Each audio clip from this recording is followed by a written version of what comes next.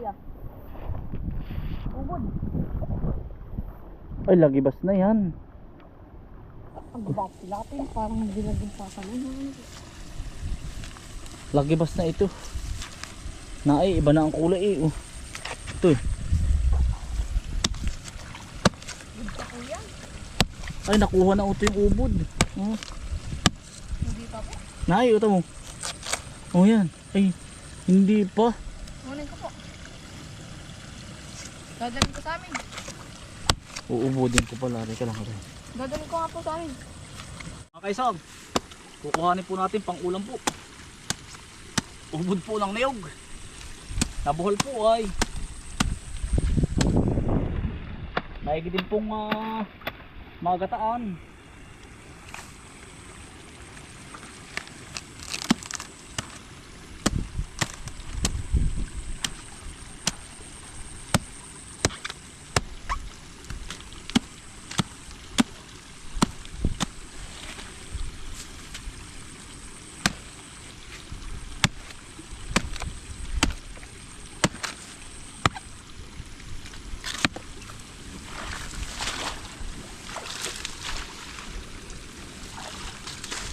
Ito, masarap din to. Nakakain din po ito.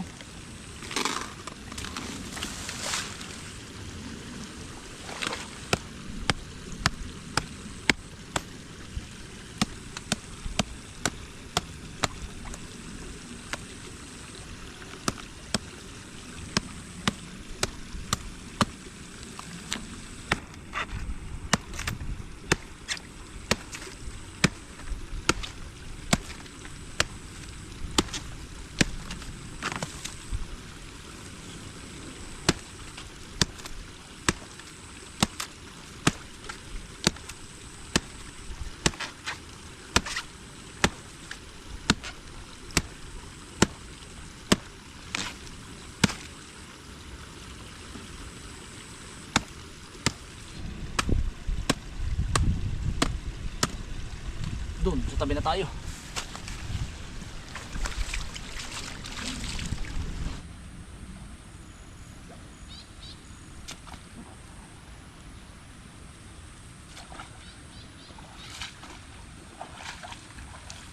Ubod po ng niyog. Aanohin na po namin. Babalatan po sa kabila. Sa kabila. Diyan mo rin eh. Babaon na eh. Lalim. Lalim.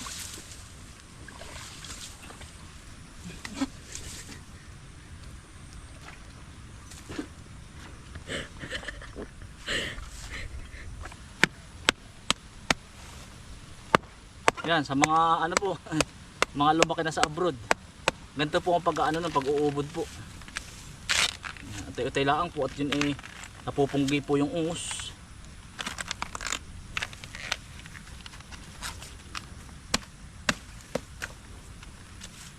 Napupunggi po ang ungus.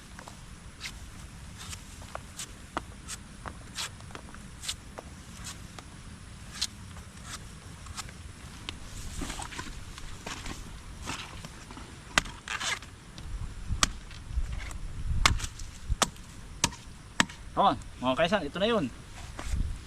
Ubod po. Sa bayan na lang ang pubabalatan ng isa. Paglulutuin na. Para po hindi malagibas. Mga kaisan, dito na po tayo sa Ilaya. Yari din po ay. Iikot po kami dun. Papunta tayo Ilaya. Tapos ikot din sa kabila po. Ay wasak. Wala pang laman ay wasak na.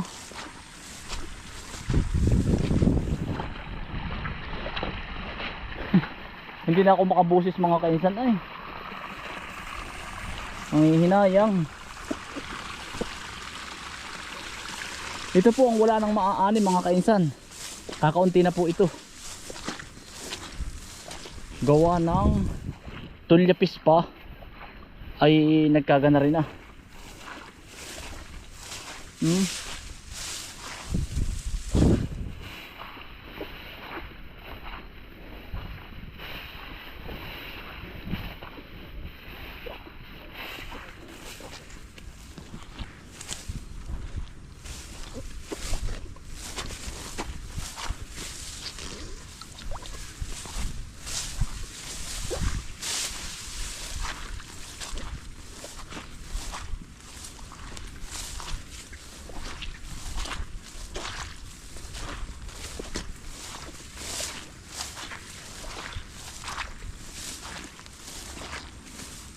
Oo.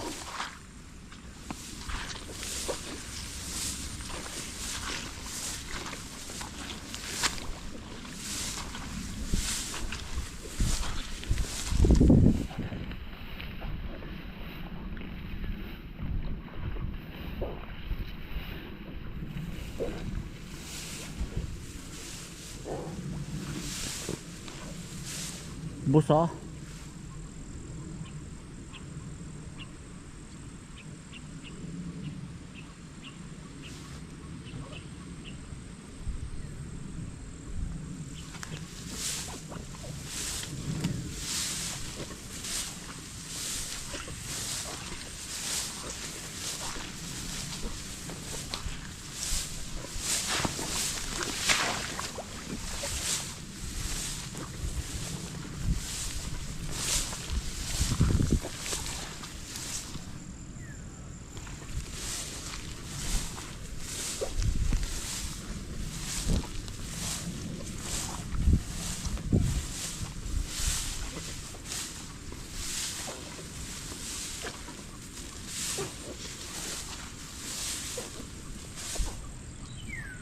Shout out po mga kainsan sa lahat ng nadaanan ng bagyo. Ano lang tayo, pray lang lahat. Malalampasin din natin to. Minsan kasi pag ganito may dumarating na ibang blessing naman. Kumbaga pag may nangyaring kalamidad. Kaya hindi rin po ako nawawala ng pag-asa mga kainsan. Oh, sa una masakit, mahirap tanggapin. Pero darating din yung araw na mali mo sa ilang buwan naman may blessing naman darating. Alam mo yung ganung bagay mga kainsan, pray lang. Sabi nga ay hindi ka naman bibigyan ni God ng problema pag hindi mo kaya.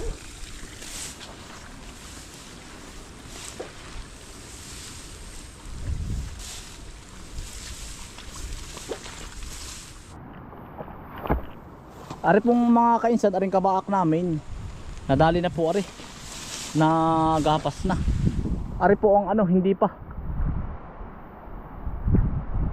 Sana po ay ano, yan, wala nang bagyo, kaya lang ay medyo makakulimlim pa rin. Sana bukas po ay uminit na para madali po ari, pagtutulong-tulungan po namin. Yan, may good news tayo. Oh, matutulungan ko ang itay mga kainsan. Bali ano, katatawag lang sa atin, pupuntahan ko bukas. Ay ano mga kainsan, di ba meron tayo dong ano, yung mini farm sa bayan. Ay tumawag na sa akin yung uupa. Yun, meron pa po akong isang papaupahan sa Ilaya. Siguro paupahan ko po yan, ibibideo ko po sa inyo, baka may gusto niyo umupa ng lupa po. Yung nasa Ilaya po ay ilang square meter ba yun? Malaki din po yun. Ito po sana, yan, good news mga kainsan. Sabi ko na ay, pag po yung gantong, yung may mga nangyayaring hindi maganda, ay mga ilang araw po meron na namang blessing po. Kumbaga may narating. Bukas po kami maglalas sa ano, tas mag-uusap. Tas pagdating po ni Mrs., nasa Korea po si Mrs. ngayon ay 5 araw at gawa ng sa trabaho po. Tama. Ang uupa sana sa atin mga kainsan nung minsan, Alphamart, ay hindi naman kami magkasundo po sa ano kung ilang buwan. Ang gusto yung medyo matagal po ay long term. Ay ang pinakamatagal naman po sa akin, ang gusto ko 5 years lang. Uupa po. Pero wala pa po yung building. Ay ngayon nagkasundo. Eh pauupahan ko na lang po muna. Pinakamababa po ay 5 years. Ayun po si Bukuman eh. 5 years po ang upa natin. Malawak po yun ay yung dati po. Yun. Bale yung isa po pauupahan ko na rin, at yung isa itutulong ko kay nanay tatay po. Wala eh, talagang ano po, talagang dala po ang puhunan namin ito. Oo,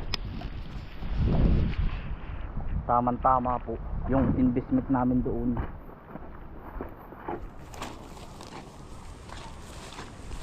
Yan, thank you Lord. At may biyaya po uling dumating. Yun naman po ay pinagdarasal ko. Ako naman ay ano mga kaisan, tuwing nagdarasal naman ako sa kanya, mga ilang araw ano agad niya yan, ibibigay po ba? Tiwala lang po.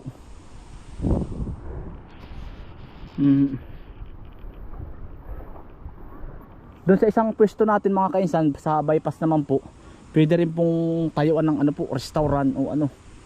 Pwede rin tayuan ninyo ng anong pangalan nito? Karwas. O yun po yung mga ano. Pero yung iba po hindi ko na i-video. Yun po yung mga kinita natin sa mga vlog po. Tapos ay nung nag-abroad din tayo. Puro ini-invest po namin lahat mag-asawa yan. Kasi nga ang kinakatakot namin baka dumating yung araw, yung mga magkaganto, ay di meron po kami backup. Yun. At mapapakinabangan na po ngayon. Eh hindi pa naman po namin mapapatayuan ng building at ito po muna ang iuna namin i-develop itong sa bukid po utay-utay. Yan mga kaisan, pauwi na po tayo. Thank you Lord. Maraming salamat po sa inyong pagsama at ingat lagi, stay humble and God bless. Peace, bye. Dala mo na yung lansunis at saka mangustan nabigay ni nanay. Aring saging na rin ha, dali mo na sa inyo.